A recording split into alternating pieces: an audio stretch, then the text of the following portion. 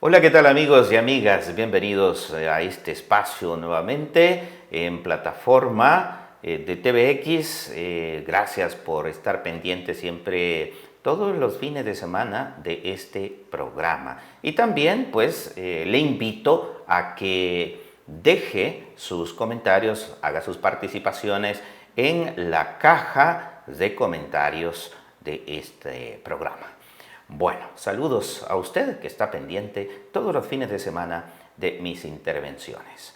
Hoy vamos a hablar de los muertos, las personas que siguen muriendo en las cárceles en el marco del régimen de excepción. Personas inocentes, por supuesto. Me refiero a estas personas, ¿verdad? Aquellas personas que fueron detenidas en el marco del régimen de excepción, muchas de ellas que han sido documentadas, que han sido en cierta forma investigadas por la prensa y que no tenían vinculaciones directas con grupos de pandillas, ni siquiera habían sido procesadas y juzgadas para decir que son o que cometieron algún delito por distintas razones sus cuerpos aparecieron en las morgues tanto de medicina legal como también en los distintos hospitales de nuestro país. Muchos de esos cuerpos presentando señales de tortura o golpes, ¿verdad? Bueno, hago la aclaración, hablar de este tema no es defender criminales, porque yo no estoy hablando de defensa de criminales, sino más bien de aquellas personas que por distintas razones, entre ellas el rumor no confirmado, por supuesto, de que los policías están recibiendo exigencias para presentar cuotas de detenidos en las delegaciones. Precisamente por llenar esa cuota están llevándose a medio mundo de las zonas del interior del país. Hay comunidades, por ejemplo, en el Bajo Lempa, donde se conoce de la detención de muchas personas bajo esta condición. Entonces, insisto, cuando hablo de este tema no me estoy refiriendo a defender a personas que han cometido delitos, sino a personas que sin ninguna investigación previa son detenidas y son llevadas y con el agravante de que no se le da información a sus familiares. Todo esto en el marco del régimen de excepción y muchas de ellas pues han perdido ya la vida en las cárceles. Hasta el 3 de junio, la Organización de Derechos Humanos Cristosal registraba 30 personas fallecidas adentro de las cárceles. Hasta, el 3 de junio. En los últimos 3 días se han registrado 3 decesos más. De tal manera que hasta la fecha hablamos de al menos 33 personas fallecidas adentro de las cárceles en el marco del régimen de excepción. Todas estas personas, insisto, fueron detenidas en el marco del régimen de excepción desde la última semana del mes de marzo. Los medios han informado cotidianamente sobre estos casos. Muchos de ellos han ocurrido en las dos principales cárceles de nuestro país, Mariona e Izalco, que son dos centros penitenciarios a donde están siendo enviadas las personas que son detenidas luego de ser detenidas por la policía. El desfile fúnebre entonces continúa saliendo de las cárceles, de los hospitales, y hoy quiero dejar constancia, registro, por lo menos oral, de los nombres de algunas de estas personas, muchas de ellas inocentes. Como han visto ustedes a través de los medios de comunicación, hay algunos pastores evangélicos, directores de centros escolares, entre otros, ¿verdad? Jóvenes músicos y otras personas. Los medios han informado mucho sobre este tema. Daré lectura entonces a este listado de nombres que contienen edades, las causas de la muerte y algunas circunstancias en las que murieron, mientras estaban bajo la responsabilidad del Estado. Esto es importante saberlo. Toda persona que es detenida y es enviada a un centro penitenciario, ya sea en proceso de investigación o bajo sentencia, está bajo la responsabilidad del Estado. Lo que ocurra o lo que le suceda a estas personas es responsabilidad del Estado. Muy bien, algunos de estos datos han sido recopilados de los informes de esta organización que he mencionado antes, Cristosal, y otros son producto de un bosquejo en las distintas plataformas y medios de comunicación. Y empiezo con el primero, son 33 nombres. El primero es Elvin Josué Sánchez Rivera, es un joven músico, si se recuerdan, su caso fue debidamente documentado por los medios de información, un joven de 22 años que murió de hipertensión, muerte súbita, tenía golpes en la espalda y no se le realizó autopsia. Ya estaba muerto cuando llegó al hospital de Sonsonate, acompañado por custodios. Esta primera muerte ocurrió el 18 de abril. El segundo es José Jeremías León Escamilla, de 39 años. Murió de sepsis secundaria provocada por trauma cerrado de tórax. Murió cuando recibía atención médica en la sala de máxima urgencia del hospital de Sonsonate el 17 de abril. Luego le siguió Walter Vladimir Sandoval Peñate, de 32 años. Murió por trauma cerrado de tórax. También tenía una mano fracturada, lesiones en el rostro, rodillas y hombros. Testigos de su captura dijeron que los policías le exigían, en el momento en que era sometido, le exigían que se declarara miembro de pandillas. Y al negarse, lo continuaron golpeando. 4 días después murió en el parqueo del hospital de Sonsonate Jorge Mazzini. Esta muerte ocurrió el 3 de abril, así ha sido documentado. El número 4 es Mauricio Alberto Flores Sorto, de 37 años. No le dieron los medicamentos por la enfermedad que padecía de hipertensión y ansiedad. Murió en el hospital de Sonsonate también por negligencia del personal del Centro Penal de Izalco, ya que estos no permitieron el ingreso de medicamentos que este hombre necesitaba. La muerte se registró el 15 de abril. El número 5 es Wilson Alexander Cruz Pineda, tenía 27 años, murió de edema pulmonar por tuberculosis. Esta muerte se registró también en el hospital de Sonsonate el pasado 8 de mayo. Y luego continúa la lista con José Misael Oliva Abarca, otro hombre de 27 años. Él murió en el hospital de Sonsonate también el día 8 de mayo.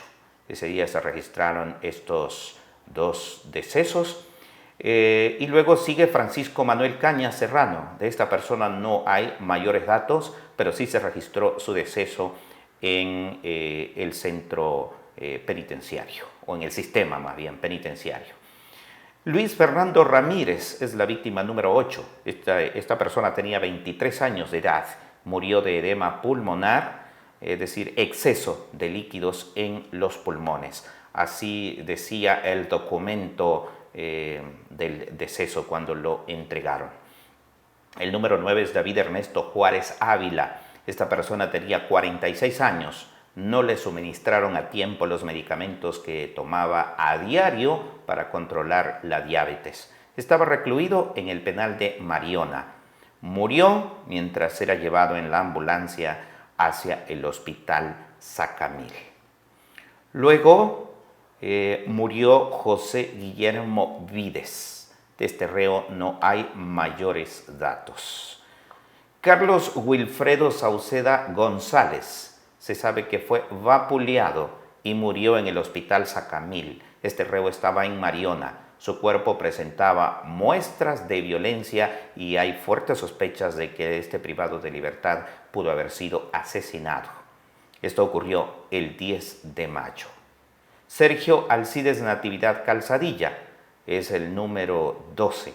Esta persona murió en el hospital Sacamil con signos de haber sido vapuleado y también estaba recluido en el penal de Mariona. Este deceso se registró el día 10 de mayo también. William Alexander Galeas González. Esta persona de 36 años tenía signos de haber sido vapuleado.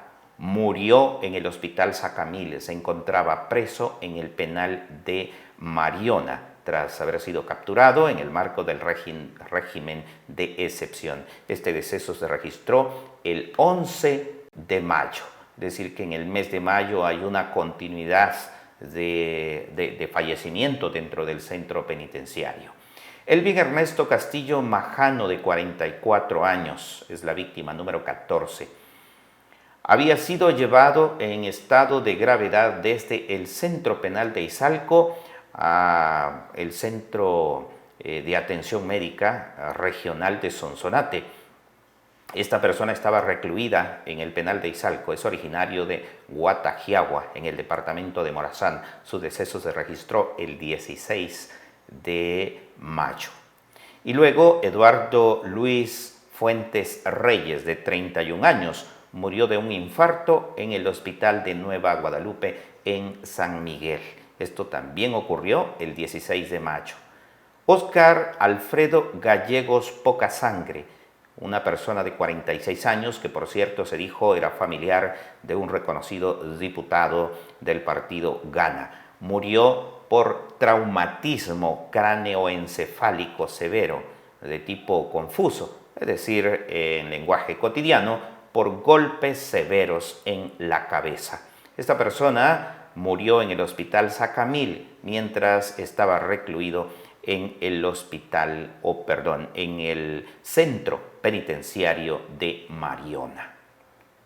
Luego tenemos el deceso de Juan José Ibáñez García, de 21 años. Murió por edema pulmonar en el Hospital Regional de Sonsonate Jorge Mazzini. Estaba recluido en el penal de Izalco. Este deceso se registra el 25 de mayo. El número 19, Alexander Humberto Cárdenas Blanco, de 35 años. Sus familiares indicaron que fue golpeado, sin embargo, el acta de defunción de medicina legal estableció que murió por edema pulmonar. Estaba en el penal de Mariona. Sus familiares comentaron que cuando recibieron el cuerpo estaba irreconocible y con señales de tortura. Este es un caso que también fue registrado por la prensa, ya que los familiares hicieron la denuncia sobre la posibilidad de que esta persona haya recibido torturas adentro de la cárcel. La número 20 es Michael Giovanni Mengíbar Sosa. Fue vapuleado, murió en el hospital de Sonsonate y estaba recluido en el centro penal de Izalco.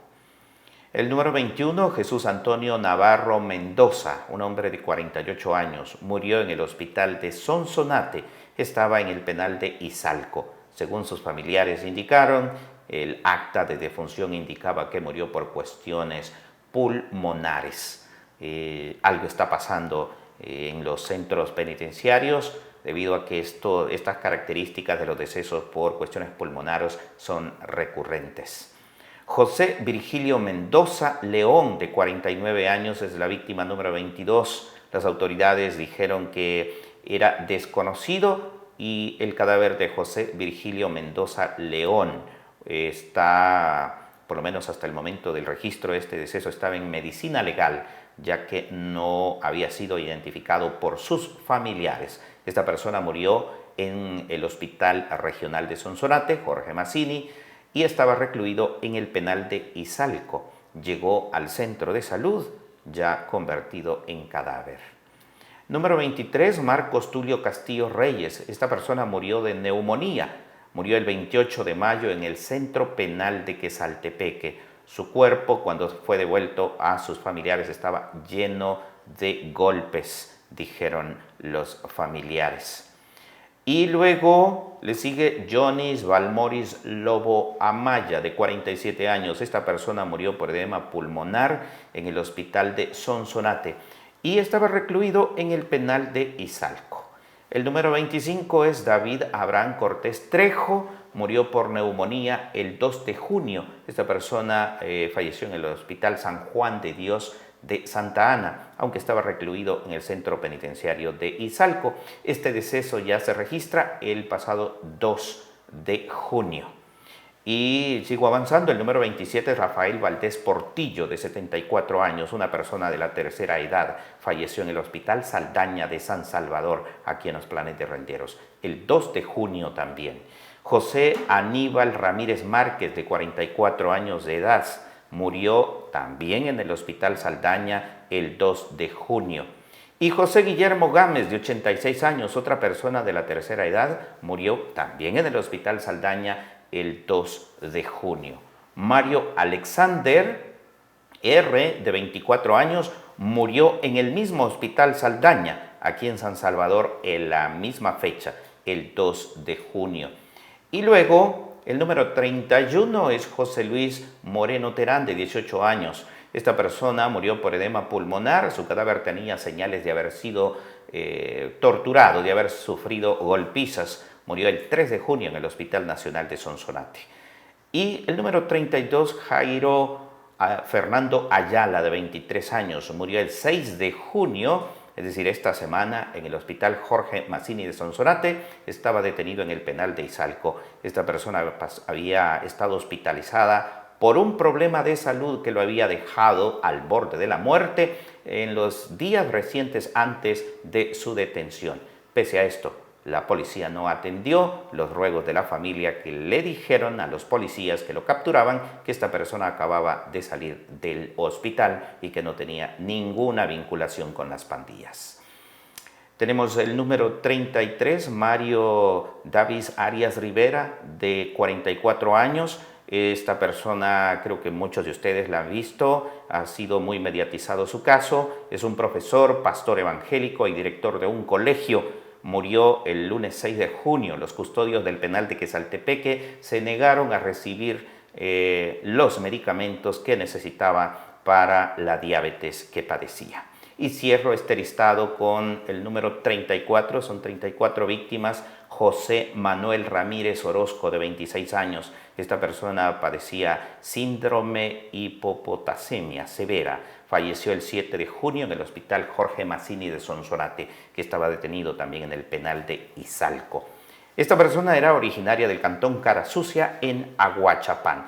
Bueno, este es el listado que tenemos por el momento y cierro esta intervención con un poco de reflexión. ¿Cuántas personas más tendrán que morir en esta guerra contra las pandillas? Digo, morir en estas condiciones, tras un encierro, tras posiblemente ser sometido a torturas adentro de los centros penales, a golpizas. Hasta el momento no conocemos qué es lo que está pasando adentro de las cárceles de nuestro país, porque no hay información. El sistema penitenciario ha bloqueado la información sobre lo que está ocurriendo adentro de las cárceles.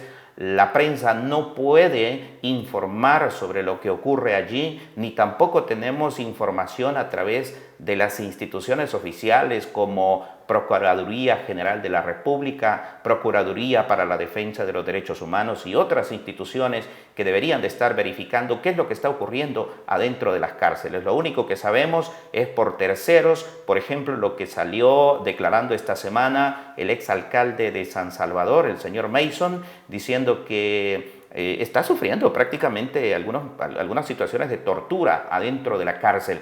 ¿Qué estará pasando adentro? No lo sabemos. Creo que es necesario hacer un llamado también a la comunidad internacional, a los organismos internacionales de Naciones Unidas de verificación de los derechos humanos, de los derechos de la población carcelaria, porque aunque estén presos, las personas tienen derechos humanos, ¿verdad? Son otros los derechos que han perdido, pero los humanos los siguen manteniendo. Así es que cierro esta intervención con este llamado y un poco de reflexión también. ¿Cuántas personas más tendrán que morir? Muchas de ellas probablemente inocentes, para que satisfagan esas ansias, para muchos de venganza, para otros de justicia entendida de esa manera, mientras probablemente el problema más de fondo ni siquiera lo visualizamos.